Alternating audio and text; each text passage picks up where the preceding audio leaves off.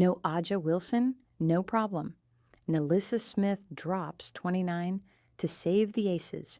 There are nights in professional sports when the absence of a superstar is supposed to spell trouble, and then there are nights that remind everyone why depth, poise, and individual brilliance still matter even when the biggest name on the roster is unavailable.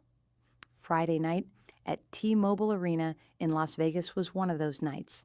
Without their reigning MVP and anchor of the front court, the Las Vegas Aces needed someone to step into an enormous void, and forward, NaLyssa Smith answered emphatically, delivering a career night that carried her team through a grueling overtime battle against the Chicago Sky.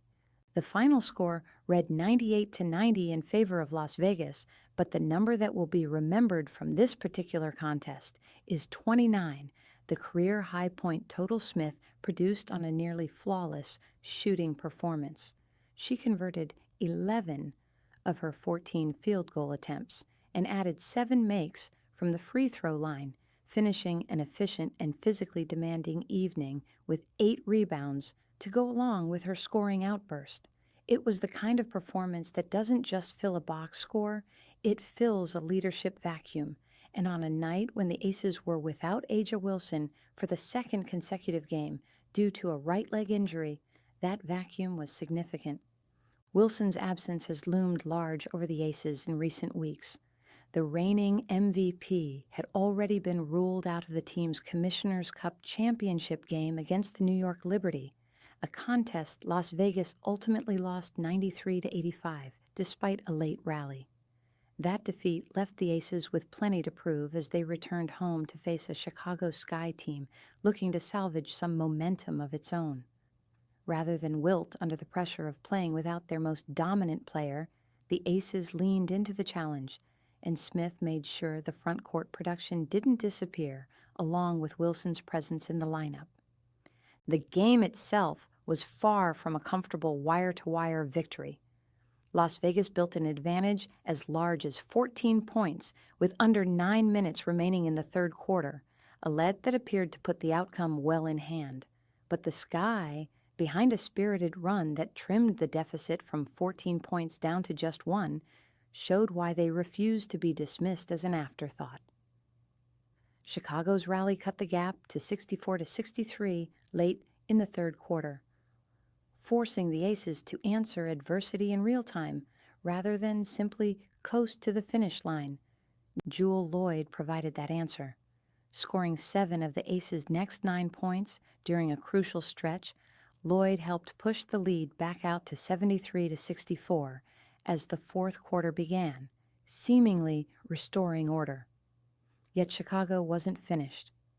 Guard Natasha, who finished with 15 points and 5 assists, ignited a fourth quarter surge that saw the Sky take their first lead of the entire game, 82-81, on a three-pointer with under 4 minutes remaining.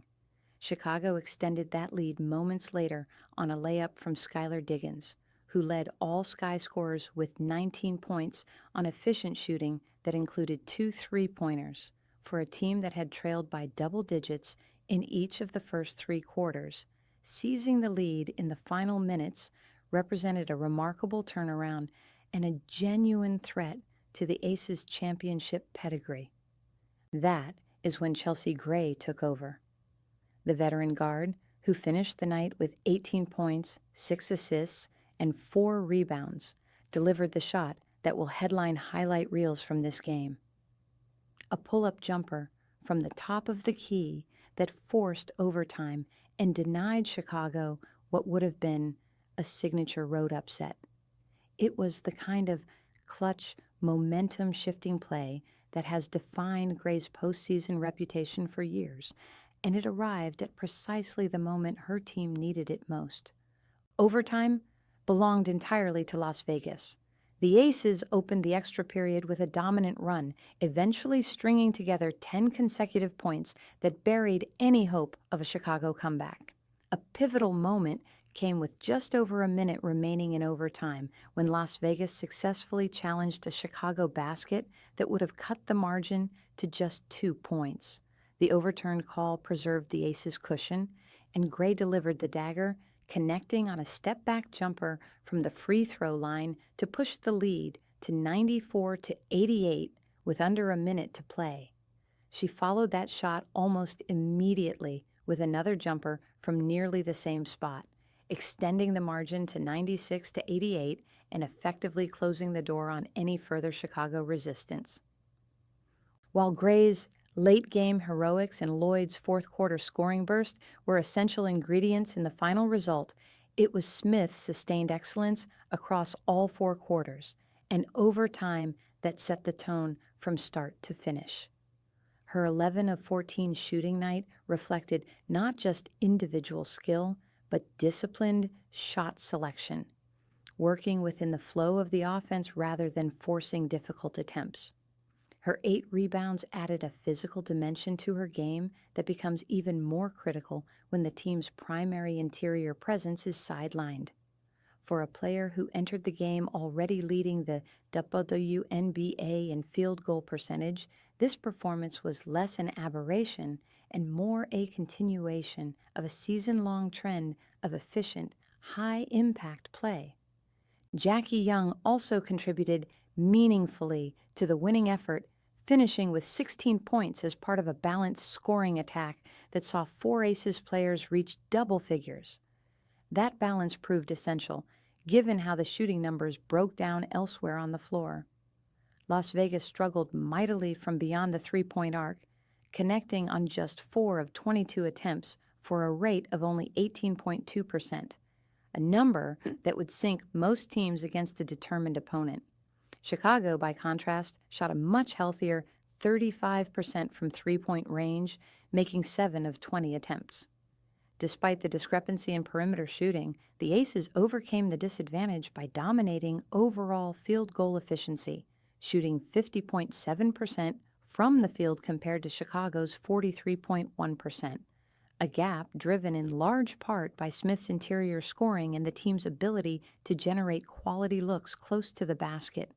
Chicago's effort should not be overlooked in the aftermath of the loss. Camila Cardoso continued a strong stretch of play against Las Vegas, contributing 16 points, 10 rebounds, and 4 assists, following an even more productive 24-point outing against the Aces just days earlier. Diggins and Cloud combined to give the Sky's backcourt a legitimate scoring punch, and the team's fourth-quarter comeback demonstrated a level of competitiveness that will give Chicago's coaching staff plenty of encouragement moving forward, even in defeat. For a Sky team with a losing record on the season, competing toe-to-toe with a championship-caliber Aces roster, even a short-handed version of it represents meaningful progress. For Las Vegas, the victory carried significance beyond the standings. It marked the 500th win in franchise history, a milestone that speaks to the organization's sustained success and stability over the years. It also extended the Aces' dominance in their head-to-head series against Chicago under head coach Becky Hammon, pushing their record against the Sky to an imposing mark that includes a Commissioner's Cup championship and multiple postseason meetings.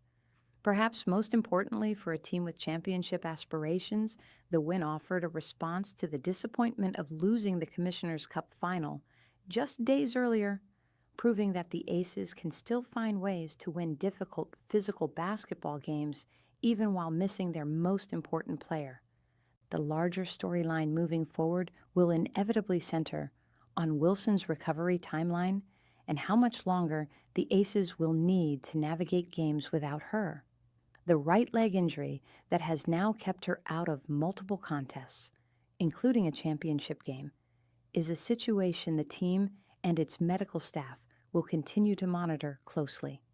In the meantime, performances like the one Smith delivered on Friday night offer a reassuring sign that the roster possesses enough talent and resilience to remain competitive during Wilson's absence.